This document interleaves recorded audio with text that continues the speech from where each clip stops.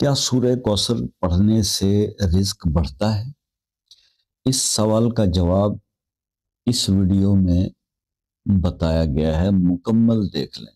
بالکل بڑھتا ہے۔ پڑھنے کی ترکیب درست رکھیں۔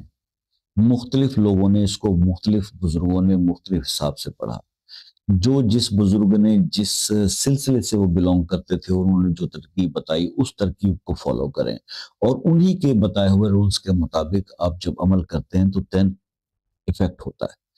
اب میں جو آپ کو عمل بتانے لگا ہوں، اس کی ترکیب وہ یہ ہے کہ آپ مغرب کی نماز کے بعد اول آخر 3 بار درود ابراہیمی، 21 بار سورہ کوثر پڑھا کریں، اور اگر بہت زیادہ رزق کی پریشانی ہے تو پھر ہر نماز کے بعد 21 بار پڑھا کریں، اول آخر 3 بار درود شریف۔